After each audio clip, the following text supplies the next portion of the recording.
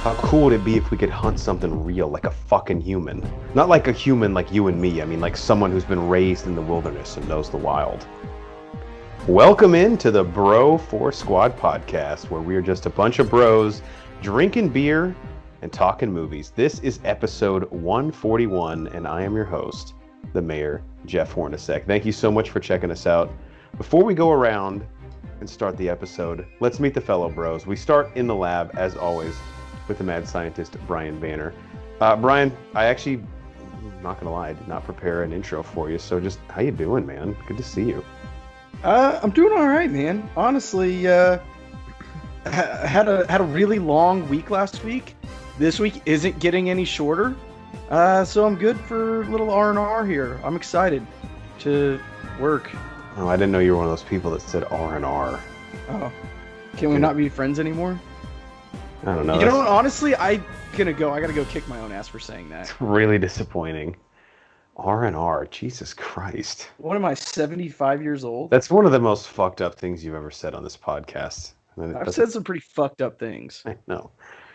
Next, we go to our enforcer in the paint, Matt Geiger. Matt, if I had said to you, you've got one sentence to say to any random stranger at the bar, what's the one thing you're most confident you could get someone to punch you in the face over?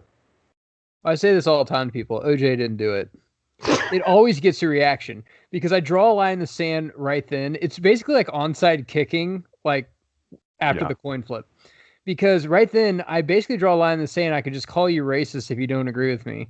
And I've never had anyone agree with me. So I think I've actually seen Matt present to people, look, you either agree with me or you're racist. So you can... And Matt... You choose. I'm going to go get some shots. You let me know. Matt's so sick, he usually hopes they don't agree with him. He's like, well, fuck, I didn't really want any teammates for this argument. All right, well, if you have not listened to our show before, we start every episode off with the most important thing in any bro's life, and that is chest day. And as you can tell from the topic, today's chest day, it's a bit of a wrinkle on the Brothology segments that we've done in the past. Now, Matt, not to put you on the spot, but before we tell people what we're doing today, I believe the Brothologies were your idea. Can you explain really what those were and how they related to us previously on the podcast? Sure, Jeff. We take an actor or actress, and basically we just go through their career from their first film, maybe if they started on TV, what have you, whatever, a commercial, and just see how they adapted throughout their career, where someone may have started like Vin Diesel as kind of a badass, and now he's just kind of a joke in everything he's in. Or someone that started at a Crest commercial or started on Friends and now is like a $1 trillion actress like Jennifer Aniston. It's just really fun to see how actors evolve through their career for better or for worse. Yeah, and today I'm actually glad you said, often we start with their first film or something like that, because we're actually not starting with either of those today for the first one. Yeah, this one's a little bit different, actually. Banner, just tell people who we're doing the Brothology over today, although they probably got it from the title of this episode. Good old Marky Mark, guys. I mean, who else would you start this segment with? I guess. He's fascinating to me. Yeah. So again, the inaugural person essentially thrown in the blender in our Brothologies, because we've done ourselves, like the movies of our lives that came out at significant times. But today, it is Marky Mark Wahlberg. And let's begin with Mark Wahlberg. Of course, famous actor, musician, a part of the Funky Bunch. From Boston. As Brian had said previously, born on June 5th, 1971. And we begin our Brothology in 1984, at the age of 13, when Mark Wahlberg, this is all according to his Wikipedia, had developed an addiction to cocaine and other substances. Matt, what do you think about that as our lead-off? 13, dude. I mean, and we'll get into this, but of course his older brother was the new kid on the block. So, I mean, that's... You want to blame Donnie for this? I'm just saying, man. I mean, he's around Donnie. Chicks are all around him. Someone's passing around the coke. And he's a different, like, I don't know if you will classify him as a child actor he was more of a musician at first, but he was one that, like, not like Corey Feldman that when he was a kid, might get felt up by some of the older people on crew. Like Wahlberg could kick your ass at 13. Yeah, he already had like prison body where Yeah. it looks like you just work out all day.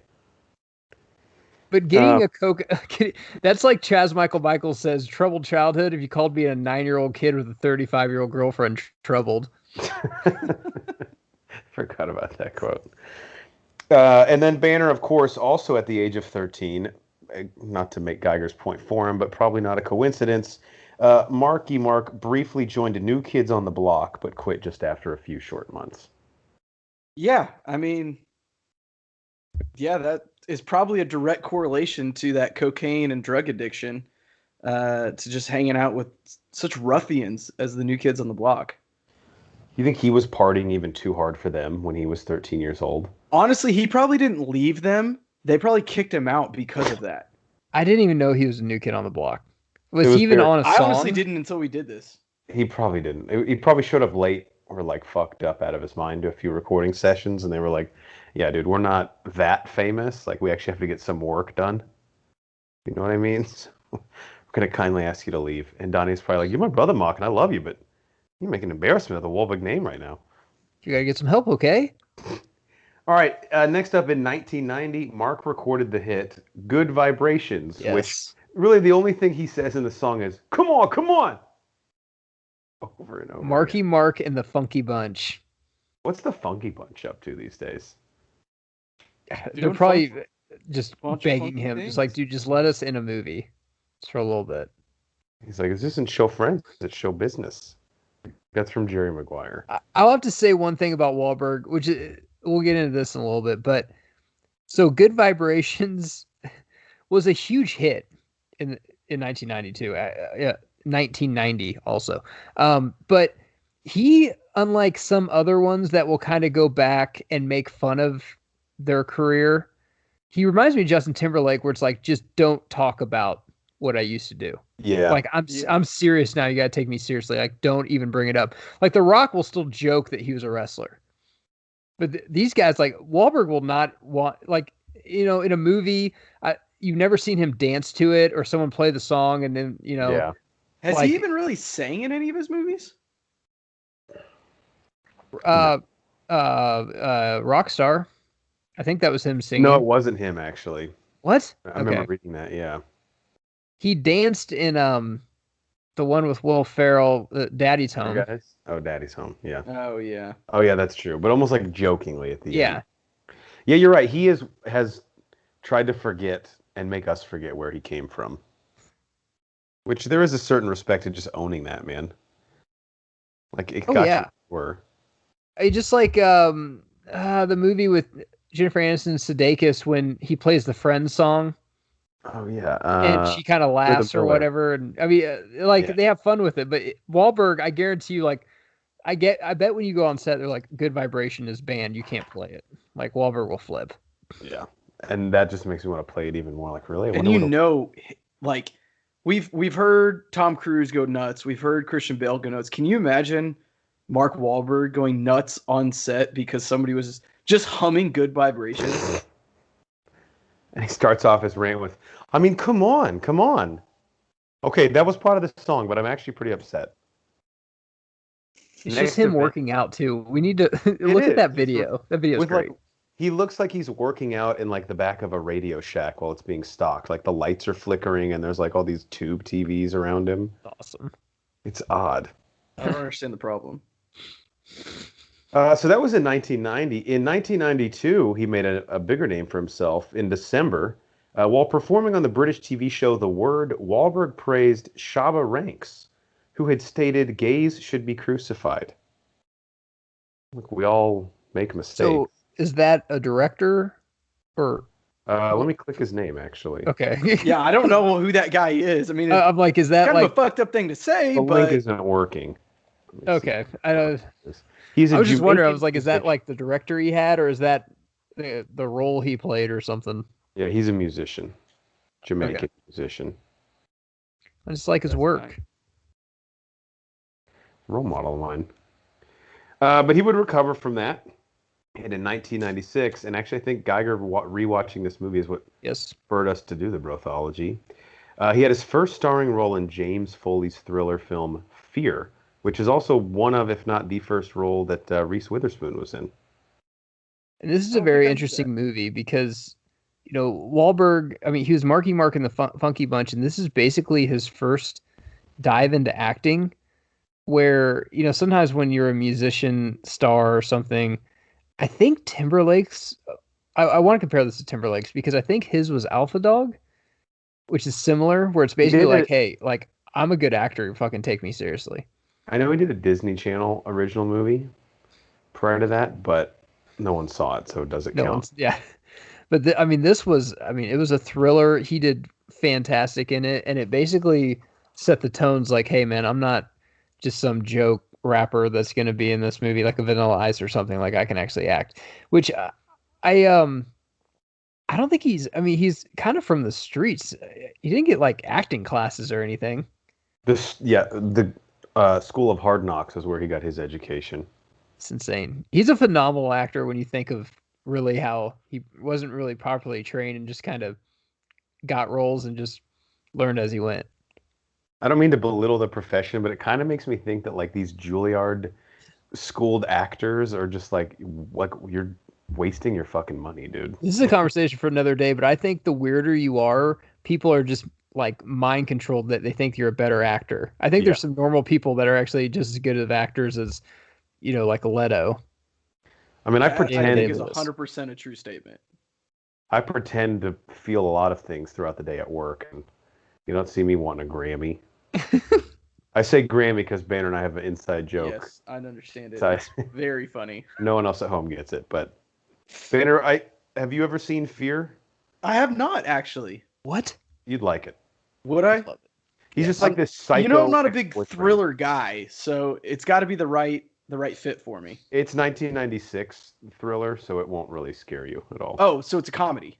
Basically. No, it's Not a actually, comedy. it holds up. It's like The Really? Crow almost, that you're I like, the haven't seen it darkness in, like, holds up. 10 years. You got to watch it though, because watch it with your wife, because he's like seriously a psycho, but like my wife's like, ooh, Mark Wahlberg in Fear. That's awesome. I'm like, Isn't "Dude, it he great?" tries to kill her. Have you ever met my wife? You know how much she likes true crime?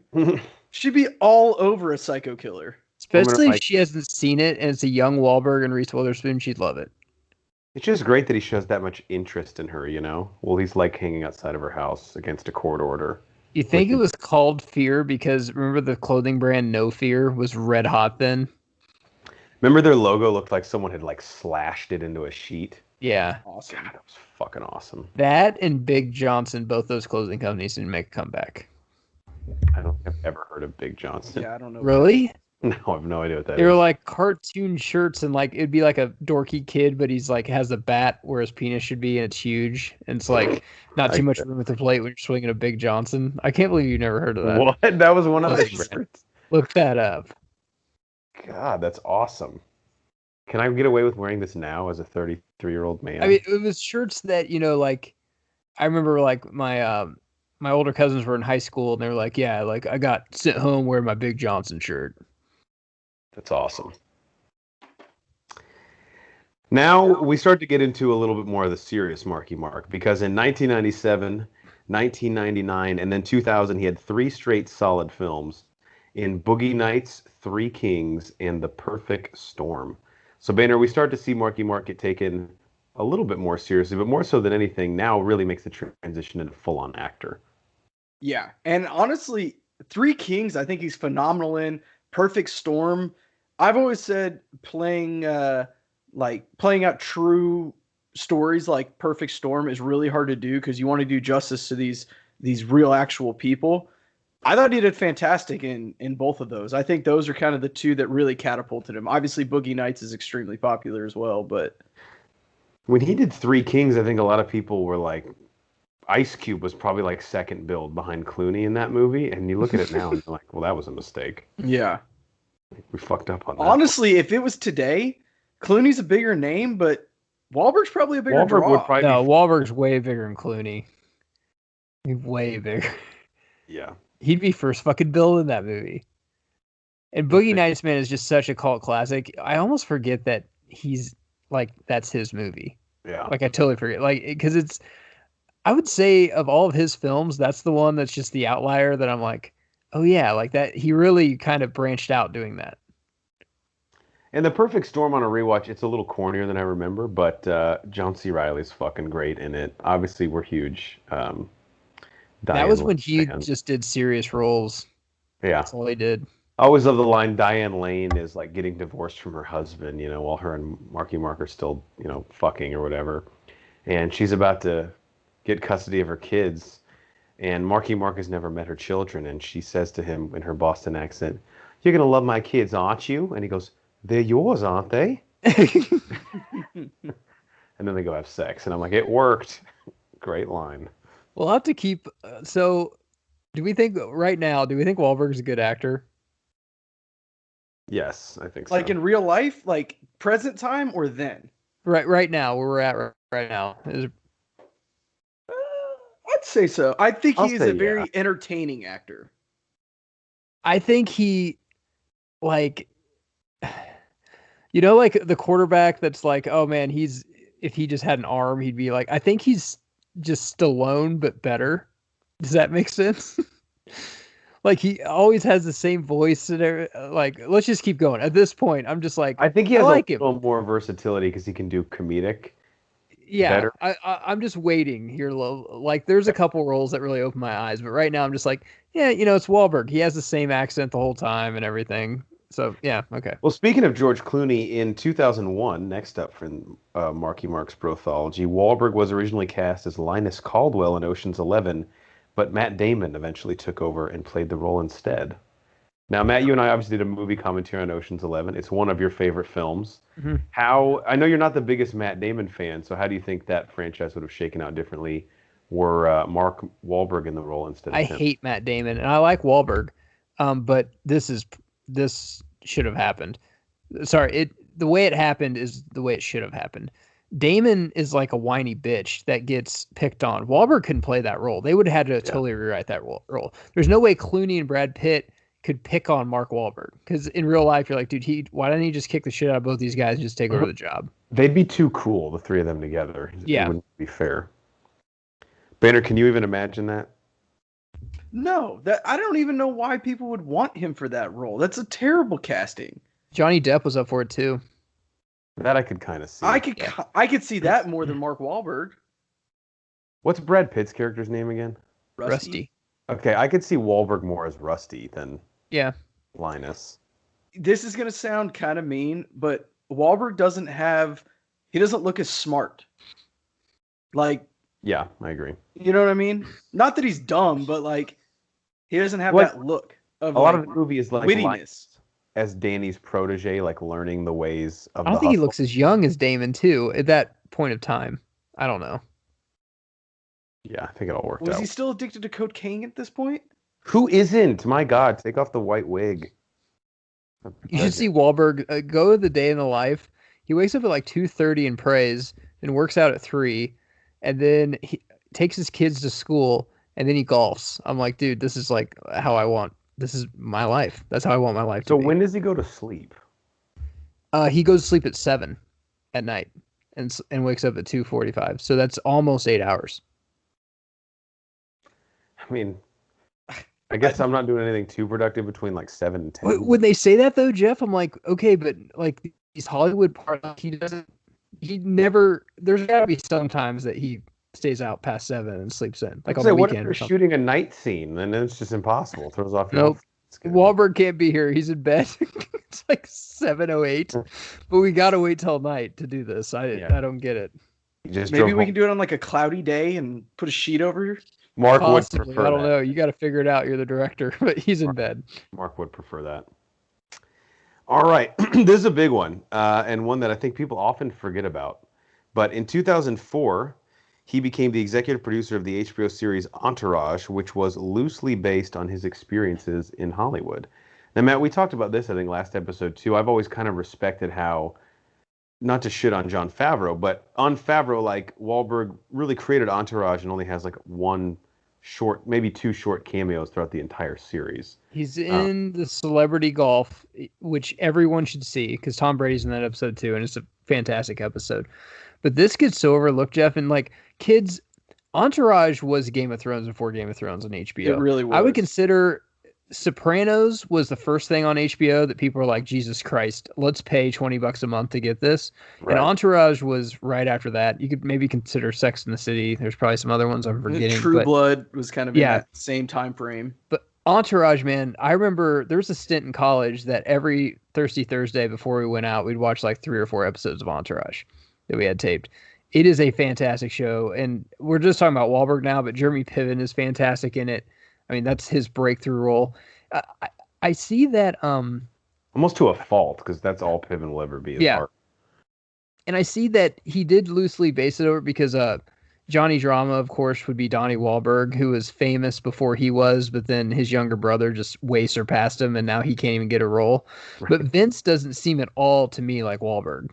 Vince is just kind of a cool, chill guy. I think Vince is who Wahlberg wants to be. That's who he wished he was when he was a kid. More like chill and just kind of happy all the time. Because Wahlberg just seems more like an alpha to me. Just angry at anybody that doesn't agree with him. Now, Johnny Drama does seem like what Donnie Wahlberg would be. Yeah, I think they hit the nail on the head on that one. That show is fantastic. Well, I never made the connection that obviously, like, he's not Vince's. Oh no, I guess the analogy does kind of make sense. They're brothers. But I never made the analogy that a Drama was Donnie. Jesus Christ, that's kind of fucked up. But Johnny Drama was on Viking Quest, which was like just some, basically like like a Xena warrior princess kind of show. But he wasn't in a band, like a boy band. That was the only difference. Have you seen the Entourage movie? Yeah, it's okay. Yeah, it's all right. Because Johnny Drama actually kind of gets taken seriously in the movie. I love Lloyd. By the end of it. Banner, any additional thoughts on Entourage? I know Matt was the guy in the pod that champion. Yeah, I mean, I think that is probably his biggest success that he's done. Which is kind of funny because he's not even fucking in it.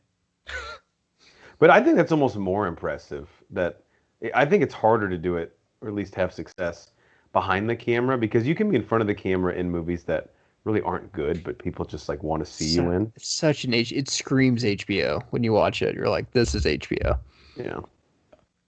If an alien came to Earth right now, like, what's HBO? Just have them watch an episode of Entourage. Like, that's pretty much what it is with movies. That could definitely happen. Brian, I cut you off. What else were you saying? I don't remember. Not gonna lie to you. Let's move on. Well, let's get to one of our favorites here on the Bro Force Squad podcast. Check out our movie commentary on this as well, because Brian's intro is a horrible yet awesome attempt. It wasn't that bad. And in 2006, Mark Wahlberg appeared as an unpleasant, foul-mouthed Massachusetts state police detective in Martin Scorsese's critically acclaimed thriller The Departed, which netted him an Academy Award nomination for Best Supporting Actor. Now, Banner, this is a list I think we should make at some point, but dare I say his character in The Departed is probably one of our top 10 favorite movie characters of all time here on the pod? Yeah, probably. I may even push him up the list, but it's on there. Yeah, he might be able to break like 7 if I'm on a great day. But maybe with the wind at his back. Maybe not. Maybe fuck yourself is one of the best quotes of all. How many times we wanted to say that to like our boss? Sometimes I do say it to my boss, which, by the way, I'm unemployed now. Yeah, sorry about that. Yeah, no, this is his best. Obviously, I mean, he was nominated for an Academy Award. This is his best on-screen role. Just oozing charisma the entire time. In a film with, again, I actually just now put together the parallel of him with the person who replaced him in Ocean's 11, Matt Damon. And then, of course, Leonardo DiCaprio. But I think the performance that stands out the most to me in that incredibly strong ensemble is probably him and then Jack Nicholson, really, just from what I remember. That's what's insane about, like, I told you, the tide's about to change with him. I didn't really take him that seriously as an actor. Then you get a Scorsese movie with Jack Nicholson and Leonardo DiCaprio, Alec Baldwin, Martin Sheen, Matt Damon, and the person that commands the screen the most when he's on there is Wahlberg. It's fucking insane. He totally shined with probably at the time the best director, the best actor at the time with Leo, the past best actor ever with Jack Nicholson, and he totally fucking shined. There's some movies on here. He has so many greatest hits. You know, when a band gets the greatest hits album, you can't put them all on here. But Four Brothers was around this time too. That kind of turned my idea on him. I'm just like, hey man, this isn't like a Rambo movie. This is actually a pretty cool story. And Wahlberg actually fucking play. I mean, Four Brothers, it's especially not now. ranged that much, but it is a great movie. You look at it now with like Tyrese in it. That movie had no business being as good as it was. It was a fantastic movie. And Andre 3000, but he can act. He's actually really good. That was also one of, if not the first time I saw Sofia Vergara. She plays Tyrese's like crazy girlfriend / ex-girlfriend, who he may or may not be cheating. That is meant for Wahlberg, that type of role. Yeah. Garrett Hedlund in is like the leather-bound, always whiny brother. The story's so perfect because they're brothers, because they're all in a foster kid, and the mom brought them in and stuff. It's a great movie. Yeah, it is really good. That's actually set in Detroit, right? Yes. I remember it. All right. Moving on. I just thought this one was interesting, and I do actually love this movie. But in 2007, despite his felony conviction, which legally prohibits him from handling firearms, Wahlberg prepared for his role in Shooter by attending long-range shooting training at Front Sight Firearms Training Institute. Now, if you're someone out there that hasn't seen Shooter, I think it is insanely underrated as a movie. Mm-hmm. Just a brilliant concept. And the quick elevator pitch is Wahlberg plays an ex-sniper in the Navy SEALs who the government suspects a possible presidential assassination attempt. And so they bring him in to scout an area where the president's going to be speaking, where, hey, if you were to commit a sniper attempt to kill the president, how and where would you do it? And a crazy conspiracy unravels from there, is all that I'll say. One of the first films, if not the first, I saw Kate Mara in as well. Little cheesy, though, living out in the woods. With a dog that can fetch you beers from the fridge. You know, yeah, they got the beer things. He's growing the beard, the mountain man. The guy comes up. He's like, you weren't easy to find. I prefer it that way. Yeah, I like it that way. Key and Peele had a great skit where they made fun of it. But it is a good movie, and some people kind of say that it is loosely kind of based on JFK a little bit. We could. I'm not prepared to talk about it. I haven't read that in a really long time, but it's a very good movie. And this is where he's really starting to turn on me, where I'm just like, dude, this guy can fucking act. He's actually, I mean, he was a fucking badass cop in Departed, and now he's like a mountain man, ex-Marine or whatever. Yeah. Very well done. Banner, 2 questions. Number 1, have you seen / what are your thoughts on Shooter? And 2, do you know if it's based on a book? I have not seen it, and I don't know. Oh, great. Yeah. I hear great things, but if it's as awesome as you guys say it is, I'm sure it's based off of a book, or if there's a book, I'll listen to it. Why not? Let's do it. I don't read books. We all know that. I forgot you're an audiobook guy. I'm an audiobook guy. I can bust out. Oh, that doesn't even count. This whole time? You think I actually have time to sit down and flip a page of a book? I don't think you have time to look at all the all the movies you watch, but apparently you do. Yeah? Yeah. Banner's the type of guy who can watch like 7 seasons of a TV show in 4 hours. It doesn't even make sense. The show's longer than that. And he still does it. All right, now. Sorry, Banner. Well, I was just going to push us along here a little bit. So, Matt, you said this is when you're starting to take him seriously, right? Yeah. And then what happens? He's in that Shyamalan's The Happening. Right. But again, we all have a misstep. Okay? And but at the time, Shyamalan was red hot. But this also, too, and we're starting to turn the tide again, where he had about a 5-year stint where I'm like, dude, he's the next, like, him and Leo are like, they're only going to do really good fucking roles. Like, that's him. And then he starts to do, like, The Other Guys and Daddy's Home and a bunch of shit we're getting into where I'm like, Transformers 8 or whatever the fuck one he was in. Well, he's going to get into, like, a comedy phase. tailspin here. And Yeah. that actually starts in 2008 as well, although I do love this. And Matt, I know you and I quote this all the time, but in 2008, while promoting the film Max Payne on Saturday Night Live, Wahlberg became involved in a playful feud with the Lonely Island's Andy Samberg. Samberg had done an impression of Wahlberg on an SNL skit called "Mark Wahlberg Talks to Animals." Like talks to a chicken. Yeah, what's up, chicken? Hey, Mr. Goat, how are you? Like, He's like, Mr. walking Goat, around. I got no problem with you. I got no problem with your beard. I don't know. So how'd your I always mother love for that because, yes, how do you mother for me? He's like, I don't say that, Andy. Okay, so how do you mother for me? Okay, It's great when he was asking Samberg about it. He's like, I hear you can do a voice. Like, no, I don't know. And then Amy do the Poehler's like, Amy voice. Poehler, you're pregnant. What's that about? It's Like, like, say I hi don't to your know. mother for me. Kind of have a baby in me. And I think he did that a couple times. It was hilarious because seeing him poke fun at himself is funnier when you're the tough guy that whoops everybody's ass. I think. Like, it just didn't seem like something Vin Diesel would ever do, you know? Still, though, he won't make fun of himself like with the Funky Bunch. It's about his voice. I mean, Yeah. he's an easy target, and no one ever makes fun of his like. He's a new kid on the block for a month. Like no one ever brings that up. Now we have a gap.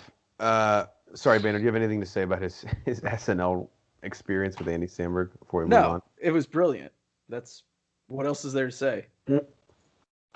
So we have a gap of a few years before we get to Ted, which I want to talk about a little bit. But this is where he's kind of back and forth, right? So between 2008 and 2010, we have The Lovely Bones, which is actually a really depressing movie if you guys haven't seen it. But he filled in for Ryan Gosling, who dropped out there. Then he did Date Night in a role that I absolutely love, where his shirt's just off all the time. Then, of course, yeah. Okay, yeah. He's okay. He didn't star in it. Yeah. Okay. no, but his character is very important. In it, Yeah. that way. Then The Other Guys, which we've talked about, and then he did The Fighter. Which I think is his best film. Probably, yeah.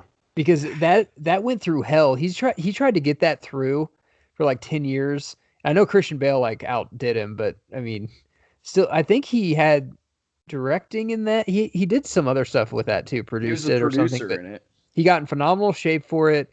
If you've never heard the story of Mickey Ward, he played it fucking perfect. It was fantastic. That is one of his best, I guess, projects, I should say. Maybe not acting performances, but the best thing he's ever done. Amy Adams' accent in that movie drives me crazy. It's so bad. Everyone else is incredible in it.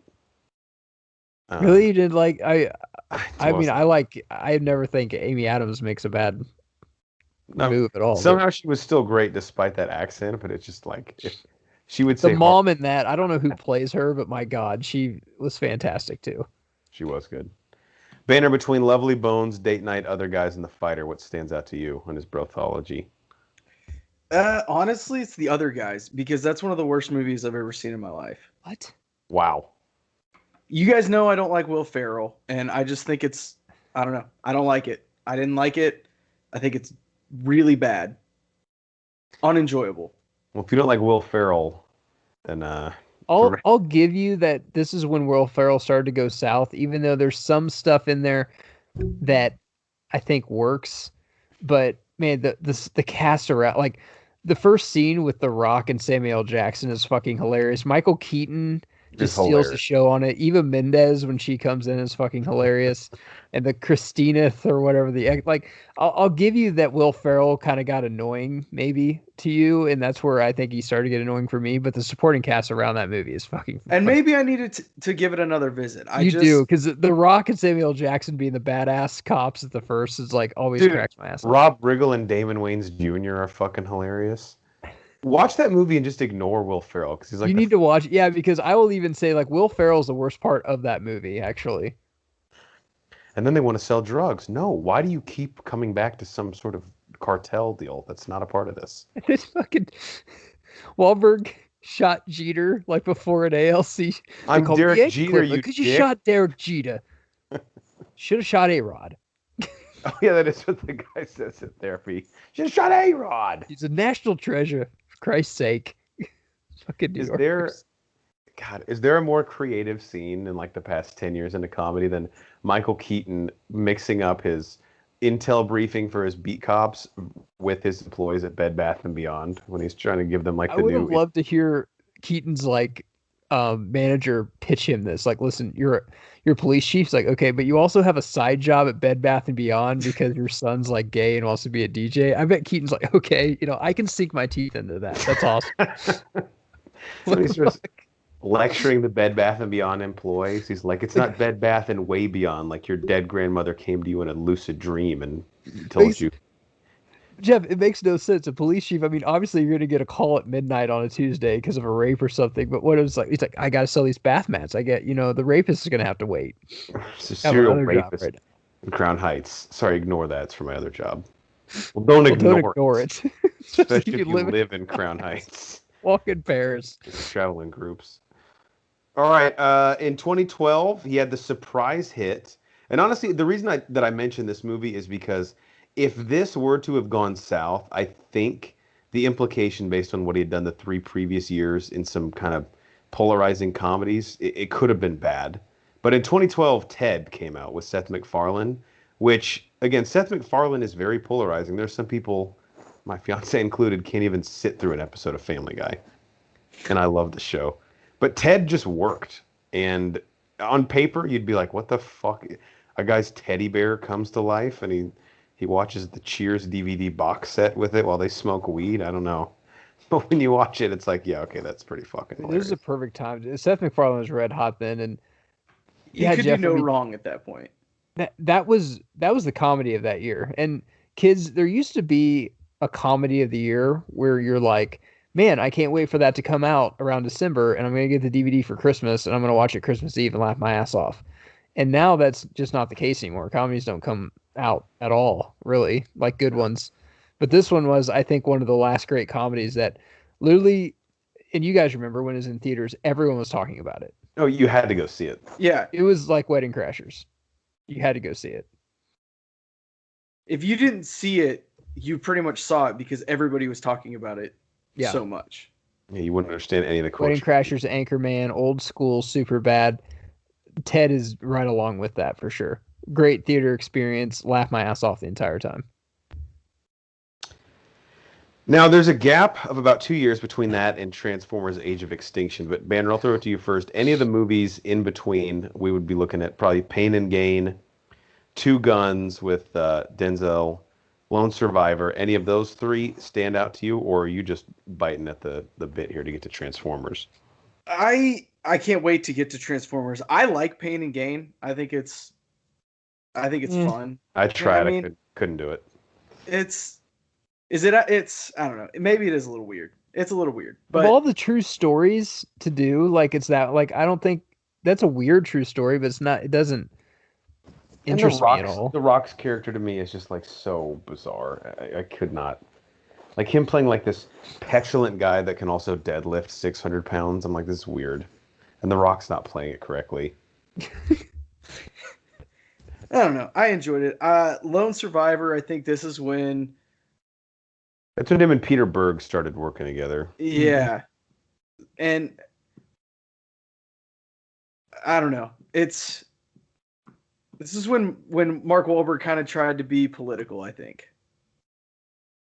The cast of that, actually, Taylor Kitsch, Emil Hirsch, it's almost like that like teeny bopper scene in Ocean's 11 where they're all playing poker. It's like grabbed a bunch of those guys. Well, Taylor Kirsch had about a 3-year thing right after Friday Night Lights. It was like, this guy's the next star, and then now he lives in an apartment next to me. And Dan Bilzerian was in that movie too. I forgot about that. Eric Bana. I mean, Two Guns is... What happened to Eric Bana?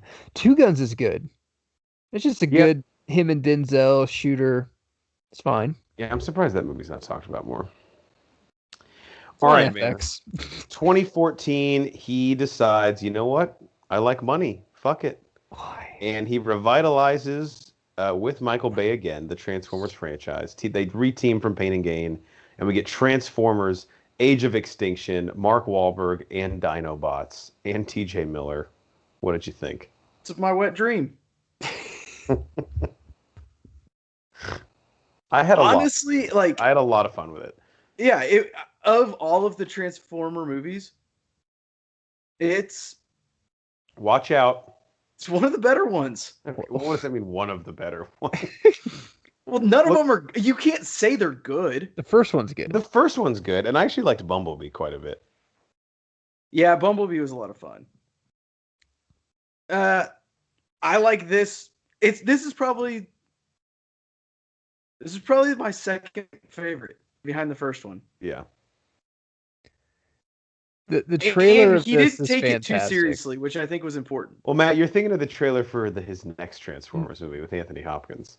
I thought this was the one where he has a hot ass daughter, Oh, yeah, it is. Yeah. Okay. and then he's in his garage like, I think I just found a Transformer. Okay, I'm like, are we gonna try or this is? I have tired head already going through Yeah. his fucking brothology. I'm just gonna tell you right now because there's some actors like Leo that's like when he's in a movie they're like, dude, this is gonna be the best movie of the fucking year, and he's just, but it's not like a begging Oscar movie, or it's not like a, hey, everyone sit down and I'm gonna, tell you a story and how to vote movie. Like Leo's just a great actor. Then you got Vin Diesel or Stallone. That's like, this is gonna be a stupid ass movie. We're gonna have fun. Wahlberg just does it all. He's all over the place. And he'll do a Transformers movie, and then 3 years later, somehow fucking land a role in Scorsese's newest fucking movie. That It's same insane. year, he did The Gambler Yeah. with Brie Larson, which I think the movie actually sucked. The story's way cooler than the movie. I can't even get through that film. And I love gambling.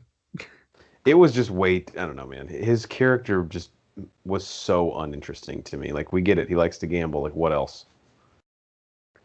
And he's a professor, which I can never see Mark Wahlberg as a professor. No. Hi, I'm Working Dr. out of- Wahlberg, okay? Look, if That's The cool. Rock can be a gorilla habitat keeper and scientist, Wahlberg can be a professor. I guess so. Bigger than the gorilla. All right, I mean, the rest of this, up until, I think would be, Banner, I know there's one you want to talk about that is coming out. IMDb says 2022, but I don't think that's correct. It's coming out this year. Yeah, I don't think So the rest of his Brothology, I mean, I'll just read through some of the highlights. Anything you guys want to mention? We have, obviously, Ted 2, Daddy's Home. He did Transformers The Last Night. Daddy's Home's a good movie. The first one. I will say Daddy's Home is a good movie, and I like Will Ferrell in that movie. I'll give credit where credit is due. He still sucks overall. I know Matt and I are big fans of Instant Family. Banner, I have you seen love it? Instant Family. Yeah, That's a Instant great- Family is a great movie. Yeah. I loved it. I watched it 6 months ago, maybe, for the first time. I liked Spencer Confidential as well. I don't think any of you guys saw that one. Mm-mm. With Winston Duke, who plays M'Baku. And then Matt, I don't know what this is, but in 2020 he was in a movie called Joe Bell, Never heard of it. which it seems, In 2020? yeah, that's what it says. Um, And he okay. played Joe Bell. Okay. No idea what this is. I love him, man, because I mean he has talent, but then he doesn't take himself seriously sometimes too, which is refreshing. Because there's sometimes with like, okay, are you Christian Bale or are you Paul Walker? But you can be, I mean, you can play different stuff.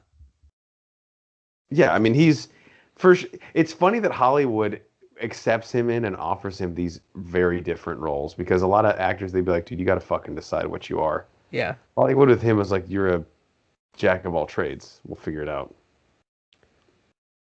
So I guess before we do our final thoughts on Mark Wahlberg, Banner, Uncharted coming out this year with him and Tom Holland. What are your thoughts on that, and then what it could mean for his Brothology as sort of the next big entry in it? I think this movie has the potential to be okay. I'm very interested on the timeline of when this is, because in the very first game that they came out with, I think there's 4 of them now. The character that he plays, Victor Sullivan, is actually like a 65-year-old dude. And Tom Holland's character, Drake, is like in his mid-30s. So they're obviously going at the beginning of that, maybe like an origin story when they met. And I think that could be real cool. This is just going to be an action film, guys. It's a treasure hunting film. That's all it's going to be. It's nothing. It's not going to blow our socks off. But I think it's going to be fun. I think it's going to be good. Not a tough list to crack, but could it be the best video game movie of all time? It should be. Yeah. What's the best one? Sonic? How do you feel Mortal about Prince of Kombat. Persia? Sands of Time. How do you feel about that? Mortal Kombat. Yeah, probably. Yeah. Tomb Raider. Yeah, How have they not made a Grand Theft Auto I movie? don't know. Well, when the Rock San Andreas movie was originally announced, that's what I thought it was. Oh yeah, Wow, So, how disappointed were you when you found out it wasn't? the most. that's the Once I, worst Grand Theft Auto game too. I mean, they should do like Vice City. I see. Vice City would be Dude, amazing. in the 80s? Yeah, Fuck yeah. Miami in the 80s. That's think of all awesome. the blow I you mean, could do. that's all the game would be is you just snorting coke. All right, Matt, the brothology of Mark Wahlberg. I mean, we've talked about how versatile he is, but if you had to sum it all up, what are your closing thoughts on the guy? I, Obviously, the story's still being written, you know? he's just one that like you can't put him in a box in Hollywood, which is great. And I don't know how he got away with it, but he can literally do whatever the fuck he wants. He can do just Transformers 8 and then he'll be in a like the next Tarantino movie and then he'll be in some rom-com with fucking Jennifer Lawrence about how they're going to adopt kids in India all in the same fucking year. And somehow it'll all work. I don't know. And no one bats an eye. No one cares. They're just like, oh yeah, that's normal. Imagine, okay, let's imagine Christian Bale in a movie with Scorsese. That's fine. Let's imagine Christian Bale in a like a rom com with Rose McGowan, and then let's imagine Christian Bale in, let's say, a Fast and the Furious franchise movie, all in the same year. He would never. First off, he wouldn't do it because he didn't have to do enough body transformation. I was gonna say he doesn't have to get fat and get skinny enough for that. Just do it anyway. Subtext. Banner, your closing thoughts on the brothology of Mark Wahlberg. Yeah, Mark Wahlberg, for me, is always kind of a guy that's he's just there, and I think it kind of echoes Matt's point, and he can do it all. He's not great at it all, but he's not bad at any of it. He's got some standout performances, so you know that it's in there, and it just makes you keep wanting to come in. He doesn't take himself too seriously. He literally just has fun with what he's doing. He's also, I think, a little batshit crazy, which is even better. Yeah, I think to that point, his proclivity to do very serious roles is actually what fuels a lot of his comedy. Like, he is hilarious in his comedic roles because we see him so often as the person that is playing so against type in that situation. Like, if you would have told us in the late aughts, like around 2009, that he would end up doing a film like Ted, you would have said, there's no fucking way. He's Mark Wahlberg. And then he does it, and it's hilarious because he's Mark Wahlberg. Like, it's almost more funny than a comedian because I think oftentimes the straight guy ends up getting he gets a better audience reaction from humor because it's so unexpected. He's subverting what you think he's going to do. And having said that, one thing I do kind of appreciate about him, it is tough to tell because even in all his performances, he doesn't have much range. He kind of plays the same guy. Like Matt said, he can never play like a whiny little bitch. It's just his biceps are too big. We would never believe that's him. But I do think one thing that I appreciate is the only time that I've ever seen him not try in a movie was in The Happening. And the script was just so bad I can't even blame him for that. He tries in Transformers. Yeah, 100%. When I saw The Last Night, I was like, this dude he knows the paycheck is massive and he's running out every ground ball to shortstop. No, when Like, I watched that, I was literally like Channing Tatum, 21 Jump Street. Like, look at that guy. He's trying. Like, what is he? yeah, Like, he's trying. so funny. It's dangerous. It's unnatural. It needs to be put to a stop. All right, that is our brothology of Mark Wahlberg. If you have an actor, director, I mean, anybody you want us to run through the Director would be ringer fun. again, directors would be. I think that'd probably be interesting in a whole different way because they're solely responsible for everything on there, good or bad. That'd be a good one to do. Send it our way. Put it in the comments below. You can email us, bro4squad@gmail.com. On to the second part of our show, which is our protein shake, where we go around and talk about what is in our cup, also known as what have we watched lately. And we'll go round robin here. We'll each spit one out till someone has something left in their cup. I have 6 things, but one of them I'll talk about with Banner, and I really don't have much to say about any of these except one other one.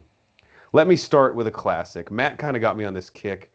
Once a week, trying to watch a film from back in the day, something that I grew up with, just to see if it holds up.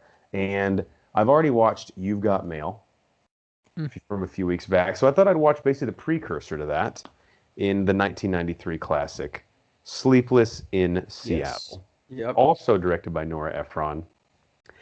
And Matt, I forgot how great his kid is in Sleepless in Seattle. How he like sets everything up by calling into that radio station to make his dad talk to the therapist on the phone. If I'm not mistaken, this was the Goo Goo Dolls Irish? Yes. Right? Iris is a big part of it, yeah. And a great fucking video. Yes. Okay. Now I will say this. Tom Hanks is charming in it. It gets a little ridiculous, and Meg Ryan is very over the top. She's Meg Ryan? Right. What's the guy's name from Spaceballs? Bill Pullman? Yes, Bill Pullman. Bill Pullman, yeah. He's her like straight-laced fiance in the movie. Why is it that every time Meg Ryan falls in love with someone in a movie, she's already engaged to someone else? Like, can you just chicks like that aren't single? Respect the institution of marriage. But one thing I forgot, this movie is actually really morose. Like, it opens with a funeral of Tom Hanks' wife, and it really hangs on that plot thread the entire time. So even when you're laughing, you're like, oh, but your wife's dead. And it's very much like, it's dark at times. I didn't remember it being like that. Also, if you're dealing with depression, just having grown up there, don't move to Seattle, where the sun is out 4% of the year. It's a little piece of advice. So Sleepless in Seattle, but it is very good. I would recommend it. I still think You've Got Mail's a better rom-com, but it's a great movie. Banner, what do you got? So first thing I'm going to talk about is The Confession Killer. All right. Again, guys, I'm not a true crime guy, but my wife loves true crime, so naturally we're going to watch stuff like this. This one actually is very interesting to me. This is about a serial killer named Henry Lee Lucas in the between 70s and 80s. He claimed that he killed hundreds of people. Hundreds of people. Hundreds? Hundreds. Dude. He was caught in Texas finally and just started confessing to these murders. Yeah, I killed them. So they set up this special task force so that everybody in the country, all different police departments, can come and interview him about their cold cases. And there's some...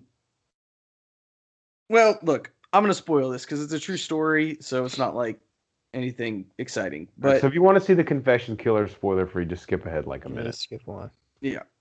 So they set up this task force, and basically what the Texas Rangers would do is give him the case file to quote unquote refresh his memory, end quote. Oh, yeah, okay. And the Henry Lee Lucas had like a photographic memory. So these guys would come in and say, hey, did you kill him? Yes. And he could tell them all of these details only the killer would know. And that's because he read the case files. The Dallas Herald came in, started going, how did he do this? They have him driving 11,000 miles in 1 month to commit like 10 murders all across the country. And they start going to these... stranger, right? So like, why would he even fucking drive that far? Right. And they go to all these towns and they find out they have like paychecks and pay stubs, and they have records that he was staying at these places where he could not have committed those murders.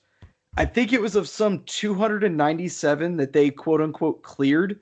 They only can't account for his whereabouts on 11 of those. So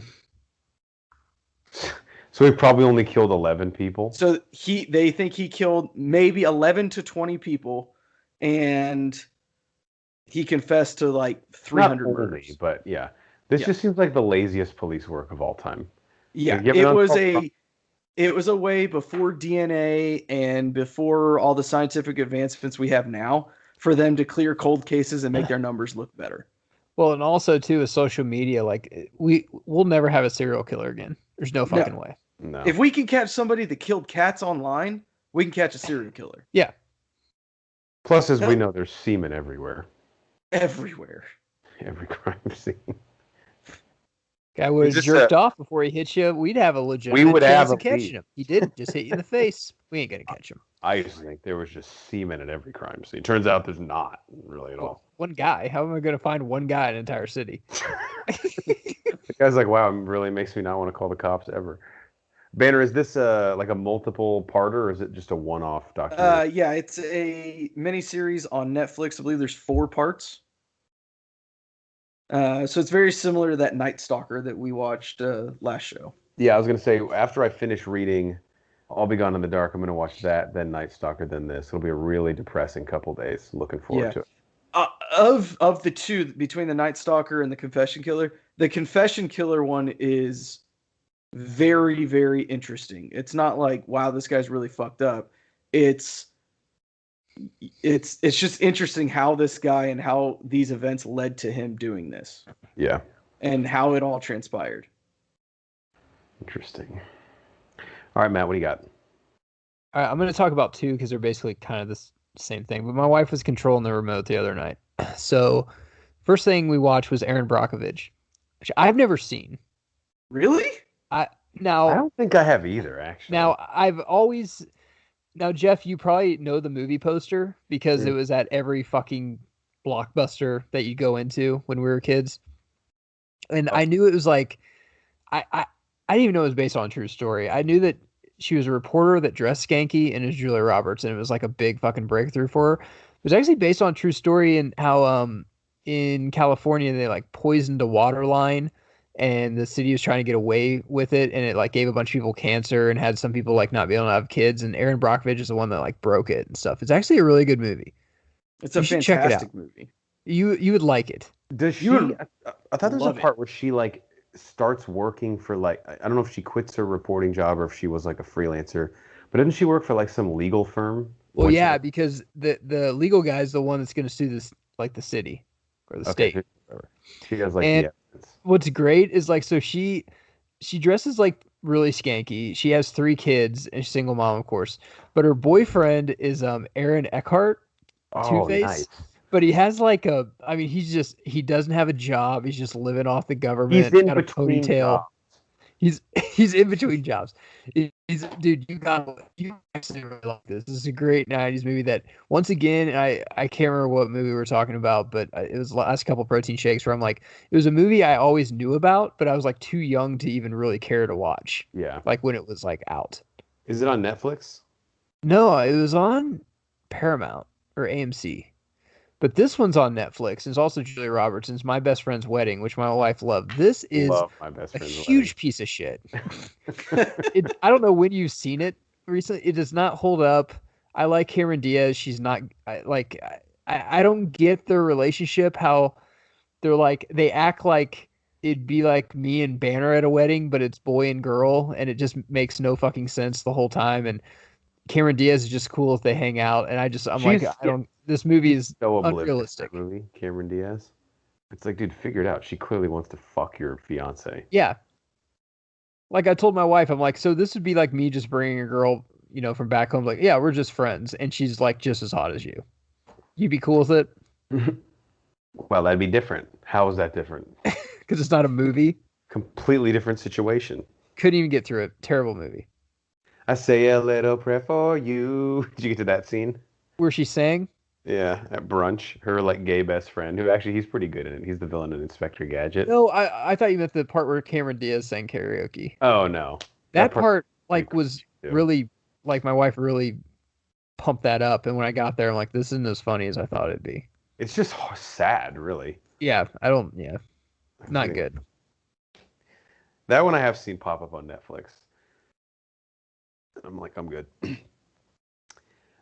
This one I'll just talk about really quickly. Matt and I watched from 1984, The Karate Kid. Yes. We did a movie commentary on it. It'll be dropping sometime in March. And let me just say, if you're wondering if we're Team Cobra Kai or pro Daniel-san, I think you know the answer to that question. Daniel-san is just kind of an asshole. Bitch.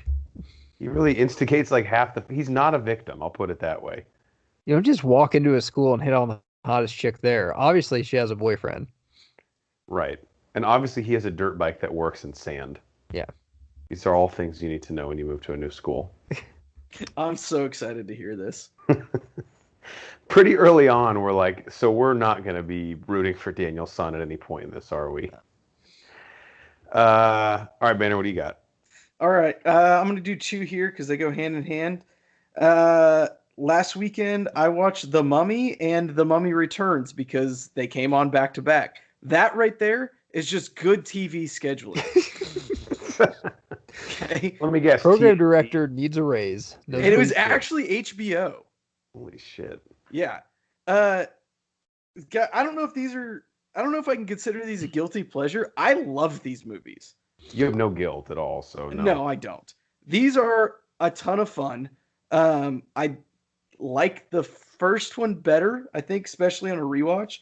The second one gets a little ridiculous for me, especially when The Rock comes into it. But they're just fun action movies. And I was gonna watch to the next commercial, and it ended up being on HBO, which I don't know if you guys knew this, they don't have commercials. So I watched it all. Sue me. We need to do commentaries on those because by the time you get to the third one, they're fighting like Yetis and abominable snowmen. It's pretty awesome. The third one is you either love it or you hate it. There is no in between. I love how they couldn't get Rachel Weisz to come back for the third one, so they just recast her with another British chick. Yeah.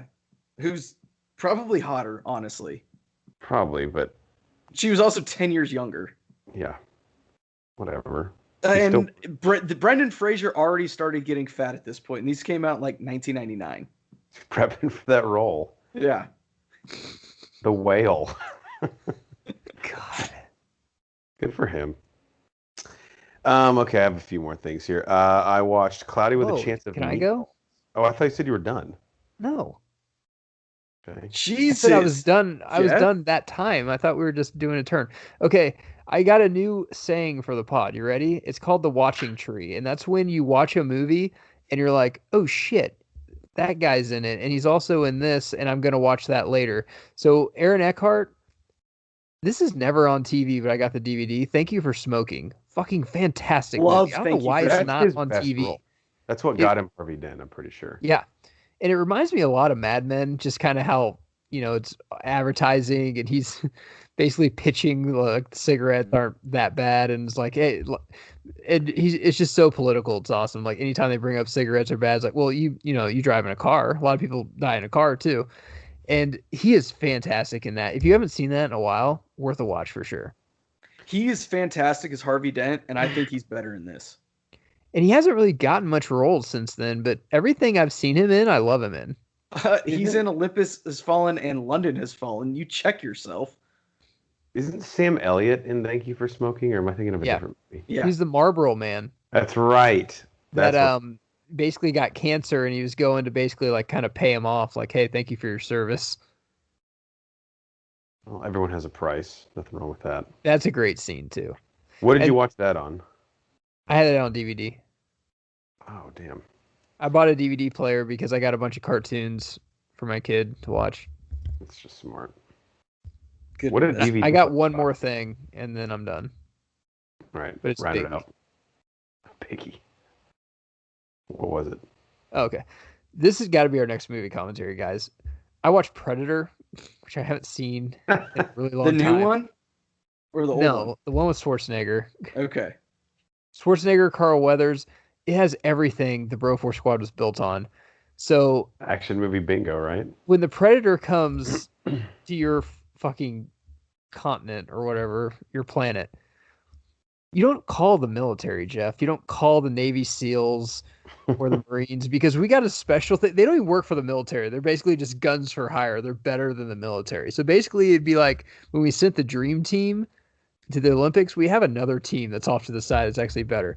And it's Schwarzenegger, Carl Weathers, and it's hardly racist, but an Indian that can track stuff. So that's cool. What's racist But about that? it is a fantastic fucking movie. It is really good. And it has movie commentary written all over it. I mean, one of the best movie lines ever, if it bleeds, we can kill it. Yeah. From Schwarzenegger. Does it show in that? Because I can't remember if this was like one of those things that they like add in sequels, but claim it was always there. Does it show the Predator's like heat vision in that movie? Yeah. Okay. It doesn't really say why the Predator's there or how he got there. I mean, That's not why we're here. No one- Okay.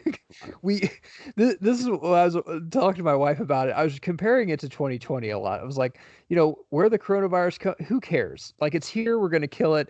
And you know how Fauci spent like 20 months trying to figure it out. Schwarzenegger's like, if it's bleed, we can kill it. It's done. And in the second one, it's done. We're just gonna go kill it. That's I don't it. know if you know this. The sequel, which is even better for a commentary, probably.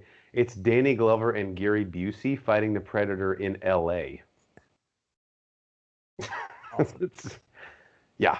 That has commentary written all over it. I don't think they explain how the Predator got there. I'm assuming a Southwest Airlines flight. Whoever was like whoever got the actors for that needs it. So it's like Schwarzenegger or Stallone. Well, I don't know. Whoever says yes. And then they're like, well, let's get Apollo Creed. And then let's just get a Native American so he can like track the Predator. And then just let's get another black guy. Like, done. And then the second one, they're like, let's get the guy from Lethal Weapon. No, not the star, the second guy. Let's get the guy from Point Break. No, not the star, the third guy. And they'll be hunting him down in Los Angeles. Okay, how did he get to L.A.? That's not important. He's there. What? Don't worry. Now there's multiple Predators. How? Okay? We're just setting up a prequel for you, okay? That was great. This movie needs to be remade with like John Cena, The Rock, Jason Momoa. Love it. You're just disrespecting the one that they made a few years ago, which had like the D list of those guys. Wasn't Don Cheadle in that? No, he would never do that. They had the villain from Logan, the guy from Moonlight, Olivia Munn, Keegan-Michael Mahershala Ali? No, the other guy. Oh. Like the kid that Mahershala Ali like mentors when he's grown up. Oh, okay. Keegan-Michael Key and of course our boy Thomas Jane,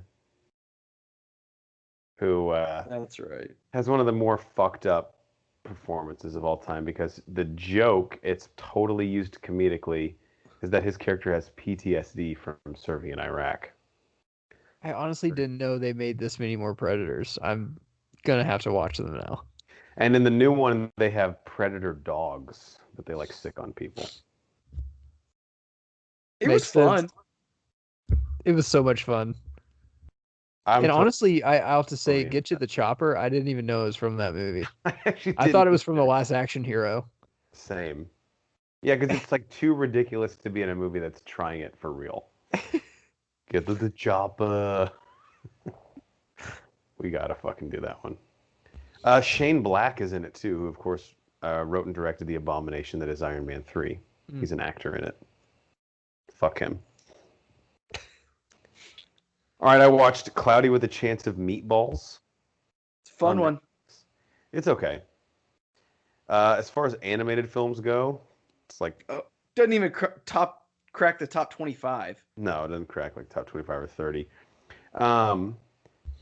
I did like Andy Samberg's character in the very end, and then I also liked the Guatemalan gentleman who has like every single PhD that exists. It's like flying the plane. One thing I realized too, what's his fucking name from James Caan? James Caan is the voice of Bill Hader's dad in this movie. And it just made me realize, I already knew this, but every actor has a price on their dignity. Yes. Yeah. If you put enough zeros there, then my pride does not exist. Because the fact that he did this film and was upset, like in a bunch of interviews, he's discredited Will Ferrell as an actor because his comedic style, he says, is unprofessional. Well, listen, James, you signed on the dotted line to do Cloudy with a Chance of Meatballs, to play a character that literally doesn't have eyeballs. So, when did James Caan say that? For Elf? Yeah. He had a lot of trouble working with Will Ferrell. I'm going to have to look this up. I never knew this. Yeah, he said he was too goofy. He thought he was like a joke. To which I would ask, what did you think the movie was about? Which actually plays better into his character, I think. He worked with John Wayne. I would love to get him on pod and just be like, compare and contrast John Wayne from Will Ferrell. Well, I mean, Jesus, man, how much fucking time do we have on the show? With the Venn diagram, let me just say the circles aren't intersecting each other. That's great. Jesus. I watched Long Shot. This is from last year with Seth Rogen and Charlize Theron. Yeah. I did not have high hopes for this movie, but it's pretty fucking good. It has maybe my favorite movie quote of the last 2 years. So Charlize Theron, I won't give you the whole plot synopsis, but she is a standout in this for me. She plays a Secretary of State who has aspirations of running for president, but kind of like doesn't want to do it. There's one scene though where she is on Molly. She takes Molly and goes out to a club, and the Secret Service comes and grabs her, and they're like, "Hey, I know you're tripping balls, but we have a hostage negotiation, and you have to take a phone call right now." And she says to, I think, the president of Myanmar, who like captured an American Air Force pilot, she's like, "Listen, you know that the United States does not negotiate with terrorists, but we do fucking negotiate with homies." And I just laughed my ass off. So Seth Rogen, he does Seth Rogen in it, but all the other characters are pretty funny in it. And Bob Odenkirk actually plays the president. He's not in it very much, but he's a pretty good president. All right, Ben, you got anything else? Yep, got a couple more things. Baby Banner had me watch Princess and the Frog again. Guys, this might be the most underrated Disney princess movie out there. Will it be their last 2D animated film? Yeah, I think so. That's reason enough to love it, I think. Yeah, and it's just a good story. You've got magic, you've got the Louisiana Bayou, you've got New Orleans. It's Hey now. Yeah, it's a good movie. Like I said, probably the most underrated Disney princess movie, and that's coming from somebody that has watched every Disney princess movie in the last, I would say, 2 weeks. How much would you? Where does it rank for Baby Banner in terms of Disney princess movies? Unfortunately, she's a big fan of the Frozens. Lately, Tangled and Rapunzel has been making a good push. Really? It's getting up there. Cinderella is probably number 2, though, behind Frozen's. Then it's probably Princess and the Frog, actually coming in at 3 or 4. Good for her. I didn't realize Cinderella was still so relevant with the kids. Yeah, I think it's just Disney Plus. She just found it on there and for some reason really liked it. She likes with Gus Disney Gus Plus, a a lot. lot of things are going to come back, like Little Mermaid and all those are going to come back in a big way. Yeah. Which is good.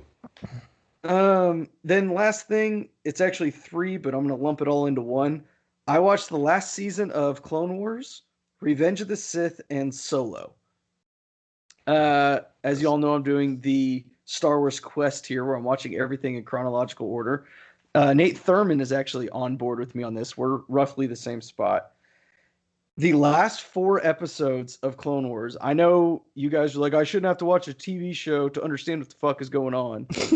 But the last 4 episodes of the 7th season complement Revenge of the Sith so well. And then there's a couple episodes, I believe it's in season 5, complement Solo extremely well. And actually, if you paid attention, you probably could have guessed Darth Maul was going to show up. Huh. Or if you had a bunch of fucking 8-year-olds spoil it in the bathroom for you for the movie, probably could. Yeah, What's but it matter? It's not going anywhere. They're not doing anything with it, are they? Well, he's coming back. Yeah, he's coming back. He's And going to be in the Lando Obi-Wan stuff, I think. And Lando has his show with Donald Glover. Sucks, dude. Solo's actually really good. Solo is, I'll say it, it's the most fun Star Wars movie. Ever? Relax. Ever? I mean, more than most Phantom fun, Menace? I would say Phantom Menace, yeah. Maybe Banner, it's you just say that? because I just watched Solo. Yeah. It's a fucking blast, guys. The second Duel of the Fates comes on, Banner goes, yeah, never mind. I don't know what to say. I would say that Duel of the Fates and pod racing. Brennan, I can't even look at you right now. They're the most. I'm teetering now, guys. What the fuck are you doing? Cycling is like, if I didn't own 100% of this pod, I'd quit it. So he just texted me. 100%. And I texted back 100% question mark, and he just said, never mind. I was like, oh, I wasn't supposed to send that to you. I like Solo a lot, but I would definitely wouldn't describe it as like fun or the It's most good. I fun. don't think it's fun. Yeah. Revenge of the Sith is fun. Phantom Menace is fun. Solo is obviously a far superior movie, but that's the thing with Phantom Menace, man, is dude, it's Jake Lloyd, it's Darth Maul's double-edged lightsaber, it's Duel of the Faith, it's Watto. What do you think, some kind of Jedi? It's the guy from Taken Yeah, as a it's the two squid Qui-Gon dudes Jinn. that are racist Chinese caricatures getting played by Palpatine. Hey, it's a different time. It was still technically the 90s. I don't know. I really, really enjoyed Solo this weekend when I watched it. Oh, I And love I said it, and I'm not going to take it back. It's All I will fine. say, there It's are not Phantom parts of Menace, Phantom though. Menace that are more fun, but overall, beginning to end, So you'd rather eat pizza and drink beer to Solo than Phantom Menace. I mean, honestly, let's be honest with ourselves, guys. I'm going to do a double feature if I have some beer and pizza. So that question's irrelevant. Oh, man, Phantom Menace is just such good mindless fun. That's what I love about it. And they try to talk trade regulations and taxation. You're like, bro, we all like That's what's so great too, is they lipstick actually on a pig. try for like 80% of the movie. We're like, dude, no. Just All be the stuff you. on Naboo, and we forget about Jar Jar. Jesus, It's like the Christ. hot chick who's dumb that tries to be like, you know what Stairway to Heaven I think really means? Like, just be you. It's fine. You're fine the way you are. Don't try to be smart. It's like when Miss South Carolina at the USA pageant said, "Such as the Iraq." One of her speeches. Banner, I I think love you're the taking that out of context, Jeff. Oh God, what a great segue. Anything else, Nope. Matt? How about you? No, yeah, I'm good for the week. Next week though, tune in because I will be watching the 30 for 30 on Al Davis. Yeah, it's on my screen right now. I'm definitely gonna check that out. If you can somehow watch Tiger this weekend too, we could have an awesome double Okay. feature mini review on both of those. Last thing I have before Banner and I get to Bachelor, I watched The Little Things on HBO. That it just came out on HBO Max. Denzel, Remy Malik, Jared Leto. Yes. How is it? It's pretty good. I Oh. gotta say this though, dude. Remy Malik. This guy's gonna be a one-hit wonder because he is not only not good in this film, but there's times you can tell Denzel is out acting this guy so badly that he almost tries to pull the reins back a little bit. He's like, dude, I'm fucking showing Remy Malik up big time. He was perfect for Freddie Mercury because he kind of looked like him, but other than that, he's like, I don't think he's that good. Yeah, I don't see it. His characters they're just lifeless to me. Like he's delivering everything what he thinks is really cerebral, and it just comes across as uninspired. He looks like he doesn't want to be there, and in this role, especially with Leto, he just got outshined. Now, Jared Leto, let me say this. The dude loves to chew the scenery. I mean, he has some things in this where I'm like, he clearly added that shit to his character, and the director's like, what the fuck? Just whatever, just keep it. Like, Matt, the way he fucking walks in this movie is unbelievable. Do you think like he's just insufferable on set? Like, I think I'd hate to meet him. I was texting Cycly, and we were like, dude, imagine trying to direct this guy. He would walk out and do some weird thing with like an accent, and he'd be like, what the fuck is that? He's like, actually, I was in my trailer, and I was thinking, this is how he talks. And he'd be like, but he doesn't. You're just, what are you doing? I And I don't disagree know with if he's everything a that Matt douchebag says. or he is just so artistic that he's just like that because he's a phenomenal singer and songwriter Yes. too. Dude, I really don't think he thinks he's being pretentious. I think he thinks like he just has these ideas that he has to try. I'm pretty sure too he was the guy in March, like last March, that was just out in the desert for 3 weeks and came back and didn't know what coronavirus was. Yes. One No, day. that really was him. He was like, there's an episode of Black Mirror where Topher Grace is doing that as like a CEO. Yes, that was him. He was like out drinking fucking vitamin water and meditating in like Mesa, Arizona. Fucking peyote. And he's No. like, why is Oh. everyone wearing masks? It's a And big why deal. isn't anything open? But I will say this, and I think I texted the group this. There is one scene with him and Denzel, and it's probably like a 7 to 8 minute scene, so it's pretty long. And I won't spoil it, like why it's happening or what is happening, but Jared Leto feels like the Joker that we deserve but never got. He and I've always thought that Heath Ledger's a phenomenal actor, but I think Leto can go a little bit farther than Heath. Well, I don't know if I should say that, but Leto is fucking fantastic, and I'm guessing they built this scene up, Jeff. Like, hey, these are the two actors you want to see. Just wait for it, and it's gonna happen at the Yeah, perfect and time. Remy Malek's in there talking to Leto, and the whole time I'm like, dude, get the fuck out of the room. Men are about to act. Yeah, get out of here. Go Then sing Den Queen. Yeah. Yeah, why don't you go like not be able to close your mouth? Then Denzel walks in and it's just a clinic. And Remy Malek appropriately steps out of the room. I'm like, yeah, this is the big league, son. Watch and learn through that double-sided mirror. All right, last thing. It's last thing for me, right? For you too, Banner? Oh yeah. All right, The Bachelor, season 25, episode 5. Now, Matt, I know you're not caught I'm up or so glad watching. you guys are taking this. Yeah, well, I'm still getting used to dad life. I apologize. Matt, I want you to chime in, even though you have no idea what's going on, because I think just as a connoisseur of the show, you can guess here. Brian, I'll just ask the elephant in the room question right off the bat. And Matt, again, feel free to put your 2 cents in. Is Brittany an escort? Look, I don't know firsthand, but I'm definitely not willing to say no at this point. I don't know either, but I'm just going to Usually, where there's smoke, there's fire. Matt, so this girl, obviously they did the thing where like the new batch of girls comes in 2 weeks in to piss off all the other girls that are already there. The OGs. And there's this girl, Brittany, who is from Chicago. There's another girl there named Anna from Chicago. And Matt, Anna doesn't want to start any trouble. She doesn't want to spread any rumors. But she just thinks Matt should know that she heard from a few people back home that Brittany was an escort. I love that when they say, "Listen, I don't want to do this. I don't," but But you're going to do it anyway. It's like I'm Actually, not I'm a trying to be a stripper, bitch, but actually, I'm an escort. But stripping is a great way to meet the client. That's so Smart. underrated in The Hangover when he's like smart. Bradley Cooper's so impressed. Yeah, so Anna spreads. Cheer him up. Anna does this for Matt. She just wants him to know that Brittany might be an escort. And as a result, Anna actually got sent home for alleged bullying and creating a toxic environment in the house. So, Brian, do you think that was justified? I don't know. Because we have to remember the first time that we see Brittany, she makes out with Matt right there, right out of the limo. Oh, I'm sorry, they have chemistry.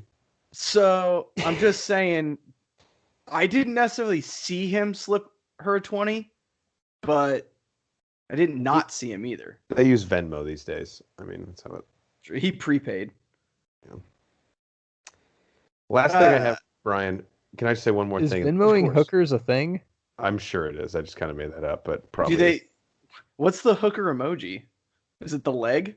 I think there's a chick on a stripper pole you could probably use. I know they're different professions, but it'd be a nice code to put in Venmo, you know? Yeah. Literally, we've been on pod over an hour. My wife just entered the room. And this is what we're talking about. So, Brian, there are 3 words that I don't think Victoria legitimately knows the meaning of because she just says them interchangeably and they are not synonymous at all. Mhm. The word shady, the word toxic, and the word fake. And the reason I don't think she knows what fake means, a girl said to Victoria, Victoria, I don't like you. I think you're a rude person. And she goes, you're just being so shady towards me. And I'm like, I think that's actually as explicit and straightforward as a person can be. I was very confused whenever she said that because I didn't think anybody could be that fucking stupid. She also, as you brought up, doesn't know what out of context means. She thinks saying someone took your quote out of context means I didn't mean to fucking say that, actually. Literally, I'm surprised we haven't got this yet, but we need a show behind the scenes because all these, if you ever talk to anybody on these shows, like the producers feed them lines the whole time. Yeah. And you got a bunch of idiots on these shows, men and women. So like, here's your talking points. You got to use shady. You got to use taking out of context. You got to use clarity a lot. Like Bachelor always like, I just want to find clarity. Matt, you should be a producer on this show because you could get these chicks to say, Jeff, that's my dream job. Literally. Could see you sitting there, Me legs and Chris crossed. Harrison golfing. And I'm just like, listen, I'm like, Chastity just needs clarity with Christian, but he's not getting it. He's like, well, I'll talk to Christian tonight. I think a lot of girls in the house have been toxic and fake, and I'm going to tell Like, her Chris, that. I've given you the last 4 3-foot putts, and you're not gonna talk to Chris about it. Come on, I need And my one of girl in them the final 4. And one of them was downhill, so I mean, Got a big bonus. Downhill slider. Seen you burn edges before. Banner, that's all my thoughts. What else did you want to say? I think it's kind of fucked up, as they mentioned in the show, that on one-on-one date, he like takes her to dinner, or even worse, he takes her to his place and they cook, and then the other one-on-one date buys her, what would you say, $3,000 Yeah. worth of dresses and then another $500 pair of shoes. It's a little fucked up, little favoritism. I'm just saying. For sure. We've got a front runner now. Yeah, and I have next week I'll give you the dirt from the internet on Rachel, which is looking pretty good. Oh, I've read a little bit. I've dabbled. Yeah, let's just say her dad will not approve of Matt because of his skin color, which could get very interesting. Yes. I hope they get to hometowns. They will. That's all that I'll say. I don't know, Jeff. Racism doesn't seem to really, filter on television. People just aren't into it that much anymore. If ABC wants ratings, they'll fucking send Matt to bumfuck Trump 2020 flag on the front porch. Confederate flag. He's sitting there with a shotgun. He's like, actually, if you want to meet my dad, you're going to have to go in whiteface. So. All right. Anything else, Brian? And that noise brings us to the end of our show, our last segment, our Do You Even Lift Bra segment, where tonight we are picking back up Bro 4 Squad Trivia, where we each ask 2 questions to the other members of the show. They get the question right, they get a point. First person to 10 points gets to pick a movie commentary. For the rest of the pod to do, let's update the standings. Horns is not in last place, but in 3rd place with 4.5 points. Banner has 6 points in 2nd place, and Geiger has 7.5 points. Somehow, he's in 1st place. All right, Banner, why don't you go first with your 2 trivia questions tonight? Did we decide if one person gets it wrong, the other person gets to guess? Is that the half point, right? That's the half point, yeah. Okay. You get the steal. Got it. All right, Brian. All right, guys. This is Marky Mark edition. I like to theme my questions. Okay. Who wants to go first? I will. All right, Matt. So Mark Wahlberg owns a stake in a sports team. What sport is that? Hockey, baseball. I want to say rugby. Horns. Do I need to know the league or just the sport? Just the sport. If you know the league, I'll give you another half point. I want to say English Premier League. That is incorrect. It is cricket. We were both on the right track, Jeff. You guys were, yeah. I was like, damn. I was surprised. You guys were both just there, especially Jeff, because the league is called the Caribbean Premier League, and he is. You should give me 7 points. For that. Do what? I would have known it was the Caribbean Premier League. We should just ended it, and I'm the winner. Yeah. Jeff would have won. Yeah. Matt's like, I don't want to play the rules. He's part owner of the Barbados Tritons. I mean, who's not? Actually, that's a badass team name. The Tritons. That's fucking cool. I'll order shirts for all of us. I'll take mine sleeveless.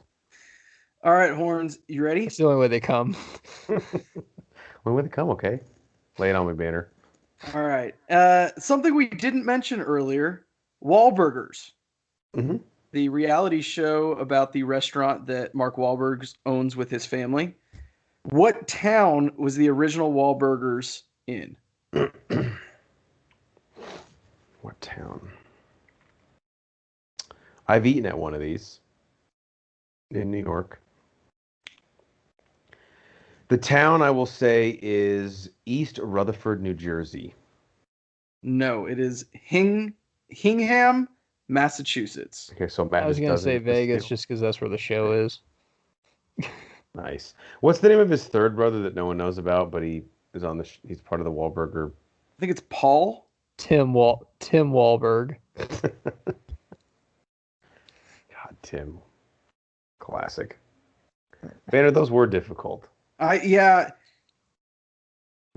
they were. I'm not gonna lie. You had the Barbados Caribbean Cricket League as one of your answers, and No, Hingham. just cricket was the answer. And Hingham, was that the city? Yeah, Hingham, Massachusetts. Got it. Well, I hope you can sleep at night. Oh, I can sleep great at night. All right, Geiger, what do you got? All right, Jeff, I'm going to ask Banner a question, but I need you to get on Google and type in all X-Men movies in order. Okay. Gotcha. Banner, since you want to be a dick, Okay. tell me every X-Men movie that Stryker shows up in. That Stryker shows up in? Yeah. Okay, so he is in X2, X-Men United. Yes. Okay.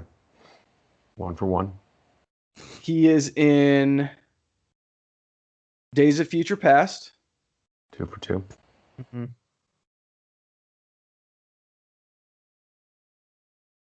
He is in Apocalypse.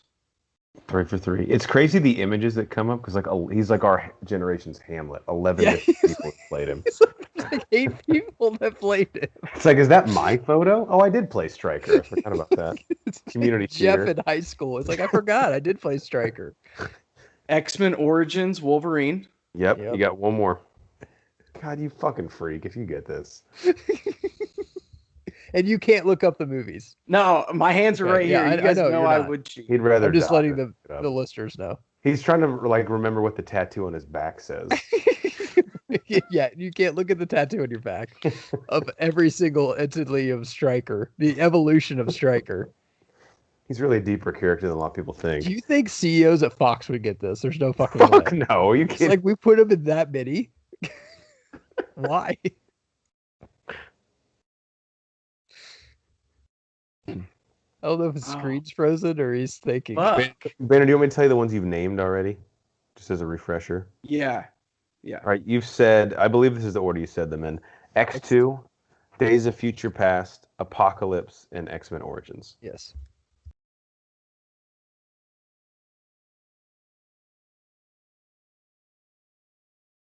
Is it?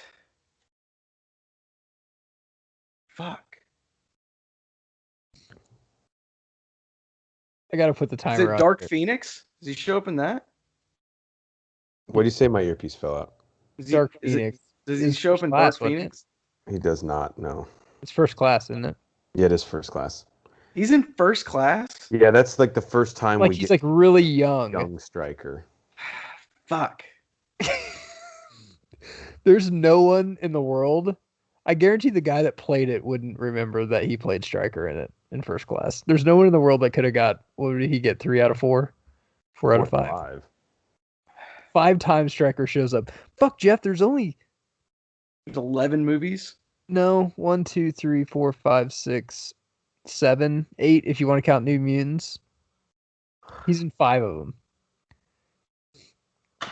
All right, Maybe Jeff, like this 4. isn't movie trivia, but it's kind of close. In Game of Thrones, the last season. Yeah. You should get this. Well, you'll at least have a guess. I love Game of Thrones. Okay, what star quarterback made a guest appearance in the last season? Oh, hang on. I do know this. Aaron Rodgers. Yes. Okay, I'm surprised you knew that. Yeah, I'm Ed surprised you Sheeran got that was quickly, also- I guess. I thought you'd have to guess. Now, Ed Sheeran was the one people got mad at because the camera kind of like lingered on him, right? Yeah. Yeah. Rogers you didn't even really see. You had to I had to hear about it like the week Yeah, before. I didn't know he was in it until like I read about it the next day and I went back and watched it. Yeah. Don't give me the eye roll, Jeff. You got that fucking quick. No, I told you guys. I even without having seen an episode, just through pop culture, and you guys, I think I know. I still listen to all our reviews we did, having no fucking idea what the. No idea what's going on. No, that was probably my favorite scene too. It would have been. I mean, had I seen the episode. All right, so after that, now the score before I ask mine is me 5.5, Banner 6, Geiger 7.5. But obviously, you guys have another shot here each. All right, Matt, we'll start with you. Okay. In the first John Wick, what Uh-huh. is the Russian nickname he is given? I don't fucking know. I need the Russian version of it, not its translation. I have no clue. The Destroyer of Dreams. Just I've only seen that movie like one time, twice if you count the commentary, which doesn't count because For one it's time. the volume's not on. Yeah. Banner. It is the Baba Yaga, which is the boogeyman. Baba Yaga is correct. Baba Yaga! Baba Yaga! These are so fucking scared of him, they keep saying it. All right, I'm wondering if this will go the opposite here, like Banner will miss this next one, and then Geiger will get it right. Banner. In Austin Powers' International Man of Mystery, what is the name of the manual Austin owns for his penis enlarger pump?